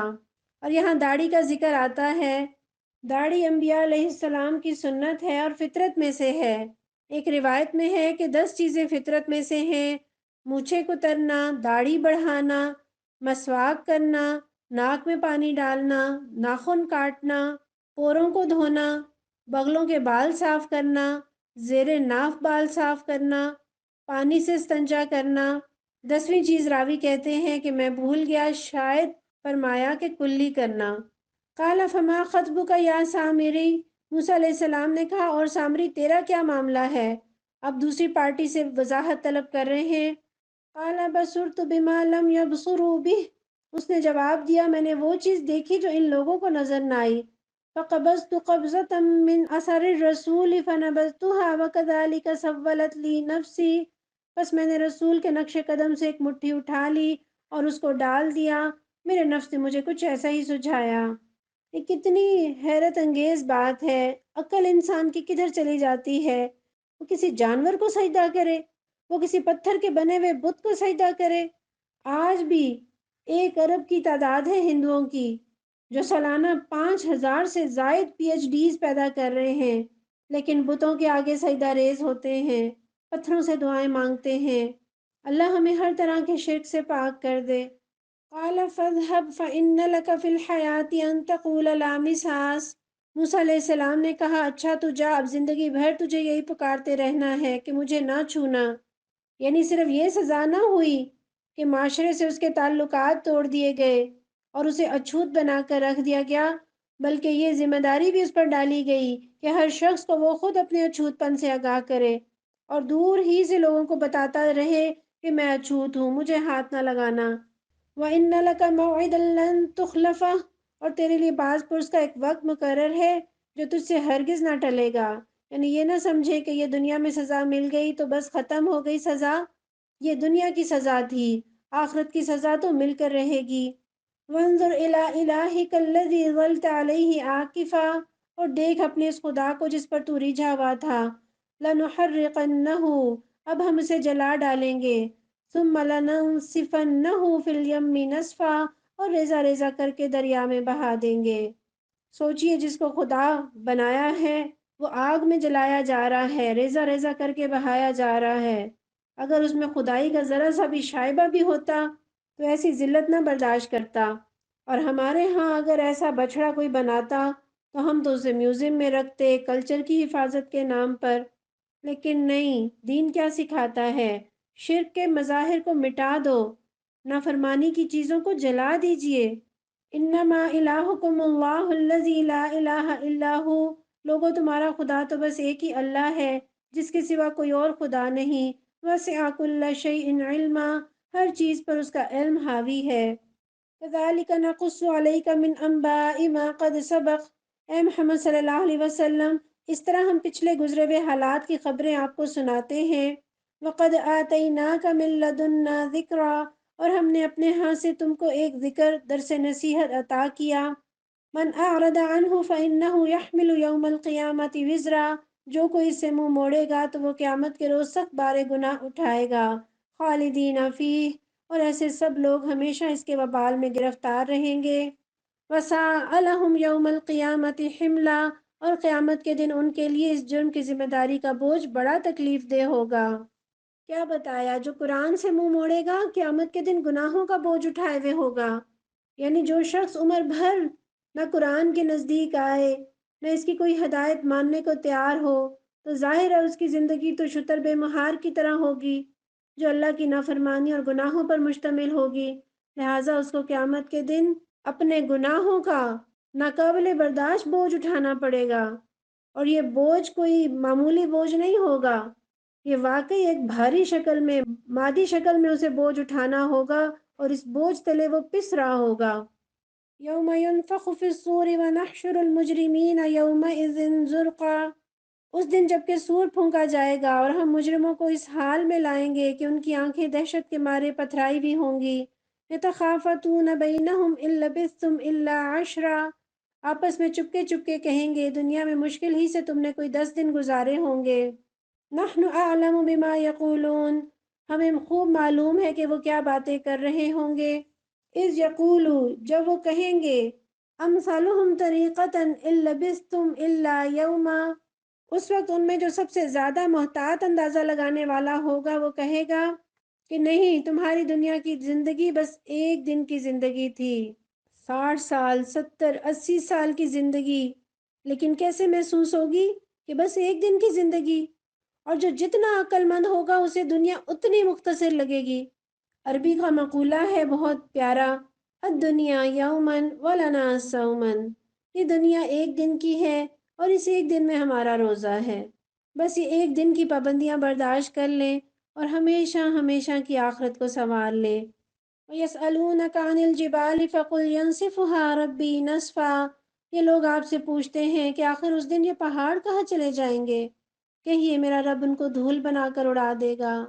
سوچئے، وہ لوگ پہاڑوں کو ناقابل تسخیر سمجھتے تھے، مضبوط ترین چیز سمجھتے تھے، لیکن اللہ قیامت کے دن پہاڑوں کو ریزہ ریزہ کر دیں گے، اور پہاڑ جیسی مضبوط چیز ریزہ ریزہ ہو جائے گی تو انسان جیسی نازک چیز کا کیا حال ہوگا؟ فَيَذَرُهَا كَعَنْ صَفْصَفًا، اور زمین کو ایسا ہموار چٹیل میدان بنا دے گا، لا ترى فيها عوجا ولا امتا، کہ اس میں تم کوئی بل اور سلوٹ نہ دیکھو گے، یعنی کہیں چھپ نہ سکیں گے، کوئی اوٹ نہیں ہوگی، کوئی گھر نہیں، کوئی چھت نہیں، کوئی درخت نہیں، بالکل اللہ کے سامنے نمایاں ظاہر ہو جائیں گے۔ یومئذ یتبعون الداعی لا عوج لہ، اس روز سب لوگ منادی کی پکار پر سیدھے چلے آئیں گے، کوئی ذرا اکڑ نہ دکھا سکے گا۔ وَخَشَعَتِ الْأَصْوَاتُ لِلرَّحْمَنِ فَلَا تَسْمَعُ إِلَّا ہَمْسًا، اور آوازیں رحمان کے آگے دب جائیں گی، ایک سرسراہٹ کے سوا تم کچھ نہ سنو گے۔ یعنی سب لوگ اس دن اللہ کی یا اس فرشتے کی آواز اور حکم کو ہمتن گوش بن کر سن رہے ہوں گے، کسی کو اونچی آواز سے کسی دوسرے سے کوئی بات پوچھنے کی بھی ہمت نہیں رہے گی۔ اس دن یا تو ان کے قدموں کی چاپ سنائی دے گی یا بس ہلکی سی خسر پسر سرسراہٹ۔ اللہ تعالی ہمیں اس دن کی تیاری کرنے والا بنا دے۔ مسافر شب کو اٹھتے ہیں جو جانا دور ہوتا ہے۔ یومئذ لا تنفع الشفاعة الا من اذن له الرحمن ورضی له قولا، اس روز شفاعت کارگر نہ ہوگی الا یہ کہ کسی کو رحمان اس کی اجازت دے اور اس کی بات سننا پسند کرے۔ یعلم ما بین ایدیہم وما خلفہم ولا یحیطون به علما، وہ لوگوں کا اگلا پچھلا سب حال جانتا ہے اور دوسروں کو اس کا پورا علم نہیں۔ ہمارا علم تو اتنا ناقص ہے، ہمیں نہیں معلوم کہ دیوار کے اس پار یا کمرے سے باہر کیا ہو رہا ہے۔ اللہ ماضی، حال، مستقبل، دلوں کا حال، ہر چیز سے واقف ہے۔ وعنت الوجوہ للحی القیوم، لوگوں کے سر اس حی قیوم کے آگے جھک جائیں گے۔ وقد خاب من حمل ظلما، نامراد ہوگا جو اس وقت کسی ظلم کا بار گناہ اٹھائے ہوئے ہو۔ پولیس سے ڈرتا وہی ہے جو مجرم ہو، شریف آدمی نہیں ڈرتا، تو یہاں مجرم لوگ جو ظلم کے بارے گناہ اٹھائے ہوئے ہوں گے وہی خوفزدہ ہو رہے ہوں گے۔ وَمَن يَعْمَلْ مِنَ الصَّالِحَاتِ وَهُوَ مُؤْمِنٌ فَلَا يَخَافُ ظُلْمًا وَلَا هَضْمًا، اور کسی ظلم یا حق تلفی کا خطرہ نہ ہوگا اس شخص کو جو نیک عمل کرے اور اس کے ساتھ وہ مومن بھی ہو۔ ایئرپورٹ پہ سامان کی چیکنگ ہوتی ہے، تو اگر کسی نے کوئی گڑبڑ چیز رکھی ہو تو وہ ڈرتا ہے، لیکن جس نے کوئی جرم نہ کیا ہو، جس نے کوئی غیر قانونی چیز نہ رکھی ہو، وہ بے خوف ہوتا ہے۔ وَكَذَلِكَ أَنزَلْنَاهُ قُرْآنًا عَرَبِيًّا وَصَرَّفْنَا فِيهِ مِنَ الْوَعِيدِ لَعَلَّهُمْ يَتَّقُونَ أَوْ يُحْدِثُ لَهُمْ ذِكْرًا۔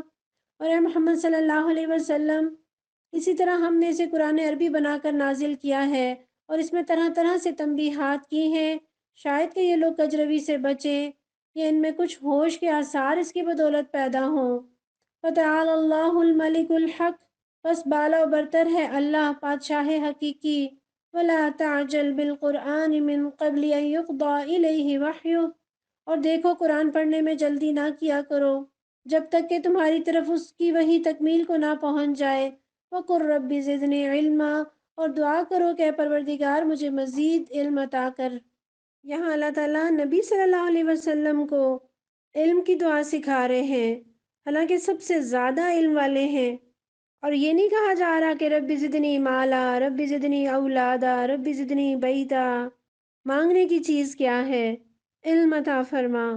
ہم تو مال اور اولاد اور گھر اور آسائشیں مانگتے نہیں تھکتے، پتہ نہیں ہماری دعاؤں میں کبھی یہ دعا آئی کہ ہم اللہ سے نفع بخش علم مانگے۔ ایک حدیث کا مفہوم ہے کہ دو بھوکے ایسے ہیں کہ جن کی بھوک کبھی نہیں مٹتی، ایک علم کا بھوکا، دوسرا مال کا بھوکا۔ علم کی بھوک ہو، جیسے تھوڑی دیر بعد کچھ کھانے کو دل کرتا ہے نا، پڑھنے کو دل کرے، لیکن بھوک کب لگتی ہے؟ جب پہلا ہضم ہو، پہلے علم پر عمل شروع ہوتا ہے، پھر ضرورت محسوس ہوتی ہے کہ انسان اور سیکھے اور سیکھے۔ اور حضرت علی سے تو بہت خوبصورت اقوال علم کے حوالے سے نقل ہیں کہ علم پیغمبروں کو ملتا ہے، دولت فرعونوں کو اور قارونوں کو ملتی ہے۔ دولت کی حفاظت کرنی پڑتی ہے، جبکہ علم بندے کی حفاظت کرتا ہے۔ علم کو کوئی چرا نہیں سکتا، دولت چرائی جا سکتی ہے۔ دولت خرچ کرنے سے کم ہوتی ہے، علم خرچ کرنے سے بڑھتا ہے۔ دولت تکبر سکھاتی ہے، علم حلم سکھاتا ہے۔ دولت والے کے دشمن بہت اور علم والے کے دوست بہت۔ دعا کیجئے اللہم انفعنا بما علمتنا وعلمنا ما ينفعنا وزدنا علما۔ ہمارے اسلاف کس قدر محنت کرتے تھے علم سیکھنے میں۔ امام ابو یوسف، امام ابو حنیفہ رحمۃ اللہ علیہ کے درس میں 17 سال تک فجر کی نماز سے پہلے پہنچے ہوئے ہوتے۔ اللہ ہمیں بھی علم کا شوق لگا دے۔ وَلَقَدْ عَهِدْنَا إِلَىٰ آدَمَ مِن قَبْلُ فَنَسِيَ وَلَمْ نَجِدْ لَهُ عَزْمًا، ہم نے اس سے پہلے آدم علیہ السلام کو ایک حکم دیا تھا، مگر وہ بھول گئے اور ہم نے اس میں عزم نہ پایا، یعنی بھول کی وجہ سے وہ غلطی کر بیٹھے، ان کا نافرمانی کا ارادہ نہ تھا۔ وَإِذْ قُلْنَا لِلْمَلَائِكَةِ اسْجُدُوا لِآدَمَ فَسَجَدُوا إِلَّا إِبْلِيسَ أَبَىٰ، یاد کرو وہ وقت جب کہ ہم نے فرشتوں سے کہا تھا آدم علیہ السلام کو سجدہ کرو، وہ سب تو سجدہ کر گئے مگر ایک ابلیس تھا کہ انکار کر بیٹھا۔ انکار تو اس نے ایک دفعہ کیا، اللہ تعالیٰ بار بار تذکرہ کر رہے ہیں کس قدر ناراضگی ہے اللہ کی۔ فَقُلْنَا يَا آدَمُ إِنَّ هَٰذَا عَدُوٌّ لَّكَ وَلِزَوْجِكَ فَلَا يُخْرِجَنَّكُمَا مِنَ الْجَنَّةِ فَتَشْقَىٰ، اس پر ہم نے آدم علیہ السلام سے کہا دیکھو یہ تمہارا اور تمہاری بیوی کا دشمن ہے، ایسا نہ ہو کہ تمہیں جنت سے نکلوا دے۔ یعنی یہ دونوں کو بتا دیا گیا کہ اگر اس کے بہکانے میں آ کر تم حکم کی خلاف ورزی کر بیٹھے تو جنت میں نہیں رہ سکو گے۔ إِنَّ لَكَ أَلَّا تَجُوعَ فِيهَا وَلَا تَعْرَىٰ وَأَنَّكَ لَا تَظْمَأُ فِيهَا وَلَا تَضْحَىٰ، یہاں تو تمہیں یہ آسائشیں حاصل ہیں کہ نہ بھوکے ننگے رہتے ہو، نہ پیاس اور دھوپ تمہیں ستاتی ہے۔ فَوَسْوَسَ إِلَيْهِ الشَّيْطَانُ قَالَ يَا آدَمُ هَلْ أَدُلُّكَ عَلَىٰ شَجَرَةِ الْخُلْدِ وَمُلْكٍ لَا يَبْلَىٰ، لیکن شیطان نے انہیں پھسلایا، کہنے لگا آدم بتاؤں تمہیں وہ درخت جس سے ابدی زندگی اور لازوال سلطنت حاصل ہوتی ہے؟ فَأَكَلَا مِنْهَا فَبَدَتْ لَهُمَا سَوْآتُهُمَا وَطَفِقَا يَخْصِفَانِ عَلَيْهِمَا مِنْ وَرَقِ الْجَنَّةِ، آخرکار دونوں میاں بیوی اس درخت کا پھل کھا گئے، نتیجہ یہ ہوا کہ فوراً ہی ان کے ستر ایک دوسرے کے آگے کھل گئے اور لگے دونوں اپنے آپ کو جنت کے پتوں سے ڈھانکنے۔ یہ ہے انسان کی فطرت، حیا۔ نہ سورہ نور پڑھی تھی نہ سورہ اعراف، لیکن فطرت میں تھا کہ اپنے آپ کو ڈھانکنا ہے، یہ انسانیت ہے۔ اللہ ہمیں اس انسانیت سے دور نہ کرے۔ وَعَصَىٰ آدَمُ رَبَّهُ فَغَوَىٰ، آدم علیہ السلام نے اپنے رب کی نافرمانی کی اور راہ راست سے بھٹک گئے۔ ثم اجتباہ ربہ فتاب علیہ وہدی، پھر اس کے رب نے اسے برگزیدہ کیا اور ان کی توبہ قبول کر لی اور انہیں ہدایت بخشی۔ ایک دفعہ غلطی ہو جائے تو اس کا یہ مطلب نہیں ہے کہ انسان پھر غلطیاں کرتا چلا جائے۔ توبہ کر کے پلٹ آئیں، اللہ نہ صرف گناہوں کو معاف کرتے ہیں بلکہ بلند درجے عطا کرتے ہیں جو نیکی کے راستے پہ پھر چلتے چلے جائیں۔ حضرت موسیٰ علیہ السلام سے بھی قتل خطا ہوا تھا، لیکن اللہ نے بعد میں انہیں پیغمبر بنا دیا۔ قَالَ اهْبِطَا مِنْهَا جَمِيعًا بَعْضُكُمْ لِبَعْضٍ عَدُوٌّ، اور فرمایا تم دونوں فریق انسان اور شیطان یہاں سے اتر جاؤ، تم دونوں ایک دوسرے کے دشمن رہو گے۔ فَإِمَّا يَأْتِيَنَّكُم مِّنِّي هُدًى فَمَنِ اتَّبَعَ هُدَايَ فَلَا يَضِلُّ وَلَا يَشْقَىٰ، اب اگر میری طرف سے تمہیں کوئی ہدایت پہنچے تو جو کوئی میری اس ہدایت کی پیروی کرے گا وہ نہ بھٹکے گا نہ بدبختی میں مبتلا ہوگا۔ وَمَنْ أَعْرَضَ عَنْ ذِكْرِي فَإِنَّ لَهُ مَعِيشَةً ضَنكًا، اور جو میرے ذکر درس نصیحت سے منہ موڑے گا اس کے لیے دنیا میں تنگ زندگی ہوگی۔ وَنَحْشُرُهُ يَوْمَ الْقِيَامَةِ أَعْمَىٰ، اور قیامت کے روز ہم اسے اندھا اٹھائیں گے۔ جو قرآن سے منہ موڑیں گے کیا سزا اللہ نے بتائی کہ دنیا کی زندگی تنگ ہوگی۔ سٹریس، ٹینشن، ڈپریشن، شوہروں کو خوش کرنے کا راز قرآن میں تھا اور انہی کے نام پر قرآن سے دور ہو گئے۔ اولاد کی تربیت کا راز قرآن میں تھا، ان کے نام پر قرآن چھوڑ دیا۔ دنیا کی تعلیم میں 25-25 سال لگا دیے، بال سفید ہو گئے۔ ماں باپ فیسیں دے دے کے بیچارے ہلکان ہو گئے، لیکن قرآن سیکھنے کا وقت ہی نہ ملا۔ بزنس 18 گھنٹے روزانہ کام، اوور ٹائم، لیکن وقت نہ نکلا تو قرآن کے لیے نہ نکلا۔ لوگ کہتے ہیں کہ اب تو عمر بہت زیادہ ہو گئی۔ آپ دیکھیے 40 سال تک نبی صلی اللہ علیہ وسلم بہترین تاجر ہیں، اور قرآن تو 40 سال کی عمر میں نازل ہونا شروع ہوا۔ قرآن کے لیے نہ عمر کی قید ہے، نہ تعلیم کی قید، نہ جینڈر کی اور نہ سیلف فائنانس کی۔ قرآن کی تو ایک ایک آیت سمجھ کر پڑھنے پر 100 نفل سے زیادہ کا اجر ہے۔ دعا کیجئے جو قرآن ہم نے پڑھنا شروع کیا ہے یہ جذبہ رمضان کے ختم ہونے کے ساتھ ختم نہ ہو۔ جیسے مہمان چلا جاتا ہے لیکن اس کا تحفہ ہمارے پاس رہ جاتا ہے، خدا کرے کہ رمضان جائے تو جائے لیکن یہ تحفہ ہمارے ساتھ رہ جائے۔ پھر اللہ نے بتایا کہ قیامت کے روز ہم اسے اندھا اٹھائیں گے، گویا قیامت کے دن ہماری آنکھوں کی روشنی قرآن سے ہے۔ اور سوچئے کوئی کہے آپ چند دن بعد اندھی ہونے والی ہیں، اللہ نہ کرے کہ ایسا ہو۔ اللہ ہماری آنکھیں دنیا ہی میں کھول دے۔ اللہ نے آنکھیں اس لیے تو نہیں دی تھی کہ ہم بس اپنے مطلب ہی کی چیزیں دیکھیں۔ اللہ قرآن سمجھنے کی توفیق دے دے اور قیامت کے دن اندھا نہ اٹھانا۔ اور یہاں معیشت کی تنگی سے مراد یہ نہیں ہے کہ وہ غریب ہوگا، بلکہ معیشت کی تنگی سے مراد یہ ہے کہ اسے دنیا میں چین نہیں ہوگا، کروڑ پتی بھی ہوگا تو بے چین رہے گا۔ اور دنیا کی تنگی سے مراد قبر کی تنگی بھی ہے۔ اللہ ہمیں دنیا کی تنگی اور قبر کی تنگی اور قیامت کے اندھے پن سے پروردگار تو اپنی پناہ میں لے لے۔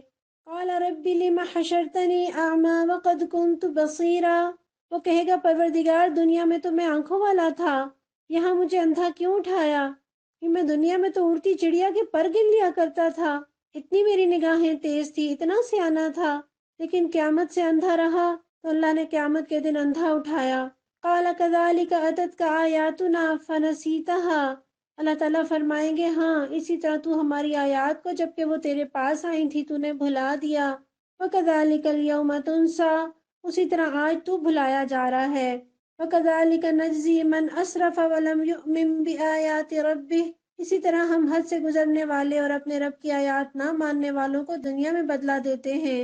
وَلَعَذَابُ الْآخِرَةِ أَشَدُّ وَأَبْقَىٰ، اور آخرت کا عذاب زیادہ سخت اور زیادہ دیر پا ہے۔ افلم یہد لہم کم اہلکنا قبلہم من القرون یمشون فی مساکنہم، پھر کیا ان لوگوں کو تاریخ کے اس سبق سے کوئی ہدایت نہ ملی کہ ان سے پہلے کتنی قوموں کو ہم ہلاک کر چکے ہیں جن کی برباد شدہ بستیوں میں آج یہ چلتے پھرتے ہیں۔ ان فی ذالک لآیات لأولی النہی، یقیناً اس میں بہت سی نشانیاں ہیں ان لوگوں کے لیے جو عقل سلیم رکھنے والے ہیں۔ وَلَوْلَا كَلِمَةٌ سَبَقَتْ مِنْ رَبِّكَ لَكَانَ لِزَامًا وَأَجَلٌ مُّسَمًّى، اگر تیرے رب کی طرف سے پہلے ایک بات طے نہ کر دی گئی ہوتی اور مہلت کی ایک مدت مقرر نہ کی جا چکی ہوتی تو ضرور ان کا بھی فیصلہ چکا دیا جاتا۔ فاصبر على ما يقولون وسبح بحمد ربك قبل طلوع الشمس وقبل غروبها۔ بس اے محمد صلی اللہ علیہ وسلم، جو باتیں یہ لوگ بناتے ہیں ان پر صبر کیجئے اور اپنے رب کی حمد و ثنا کے ساتھ اس کی تسبیح کیجئے، سورج نکلنے سے پہلے اور غروب ہونے سے پہلے۔ وَمِنْ آنَاءِ اللَّيْلِ فَسَبِّحْ وَأَطْرَافَ النَّهَارِ لَعَلَّكَ تَرْضَىٰ، اور رات کے اوقات میں بھی تسبیح کیجئے اور دن کے کناروں پر بھی، شاید کہ تم راضی ہو جاؤ۔ وَلَا تَمُدَّنَّ عَيْنَيْكَ إِلَىٰ مَا مَتَّعْنَا بِهِ أَزْوَاجًا مِّنْهُمْ زَهْرَةَ الْحَيَاةِ الدُّنْيَا، اور نگاہ اٹھا کر بھی نہ دیکھو دنیاوی زندگی کی اس شان و شوکت کو جو ہم نے ان میں سے مختلف قسم کے لوگوں کو دے رکھی ہے۔ لِنَفْتِنَهُمْ فِيهِ وَرِزْقُ رَبِّكَ خَيْرٌ وَأَبْقَىٰ، وہ تو ہم نے انہیں آزمائش میں ڈالنے کے لیے دی ہے، اور تیرے رب کا دیا ہوا رزق حلال ہی بہتر اور پائندہ تر ہے۔ وَأْمُرْ أَهْلَكَ بِالصَّلَاةِ وَاصْطَبِرْ عَلَيْهَا، اور اپنے اہل و عیال کو نماز کی تلقین کرو اور خود بھی اس کے پابند رہو۔ لا نسألک رزقا، ہم تم سے کوئی رزق نہیں چاہتے، نحن نرزقک، رزق تو ہم ہی تمہیں دے رہے ہیں۔ والعاقبۃ للتقوی، اور انجام کی بھلائی تقوی ہی کے لیے ہے۔ وقالوا لولا یأتینا بآیۃ من ربہ، وہ کہتے ہیں یہ شخص اپنے رب کی طرف سے کوئی نشانی کیوں نہیں لاتا۔ اولم تأتہم بینۃ ما فی الصحف الاولی، اور کیا ان کے پاس اگلے صحیفوں کی تمام تعلیمات کا بیان واضح نہیں آ گیا؟ وَلَوْ أَنَّا أَهْلَكْنَاهُمْ بِعَذَابٍ مِّن قَبْلِهِ لَقَالُوا رَبَّنَا لَوْلَا أَرْسَلْتَ إِلَيْنَا رَسُولًا فَنَتَّبِعَ آيَاتِكَ مِن قَبْلِ أَن نَّذِلَّ وَنَخْزَىٰ، اگر ہم اس کے آنے سے پہلے ان کو کسی عذاب سے ہلاک کر دیتے تو پھر یہی لوگ کہتے کہ ہمارے پروردگار، تو نے ہمارے پاس کوئی رسول کیوں نہ بھیجا کہ ذلیل و رسوا ہونے سے پہلے ہی ہم تیری آیات کی پیروی اختیار کر لیتے۔ قُلْ كُلٌّ مُّتَرَبِّصٌ فَتَرَبَّصُوا، اے محمد صلی اللہ علیہ وسلم ان سے کہیے ہر ایک انجام کار کے انتظار میں ہے۔ فَسَتَعْلَمُونَ مَنْ أَصْحَابُ الصِّرَاطِ السَّوِيِّ وَمَنِ اهْتَدَىٰ، بس اب منتظر رہو، ان قریب تمہیں معلوم ہو جائے گا کون سیدھی راہ چلنے والے ہیں اور کون ہدایت یافتہ ہیں۔ اللہ ہمیں سیدھی راہ چلنے والوں میں اور ہدایت یافتہ لوگوں میں شامل فرما لے۔ ربنا تقبل منا انك انت السميع العليم وتب علينا انك انت التواب الرحيم، وصلى الله تعالى على رسول خير خلقه محمد وعلى آله وصحبه اجمعين برحمتك يا ارحم الراحمين، آمین یا رب العالمین۔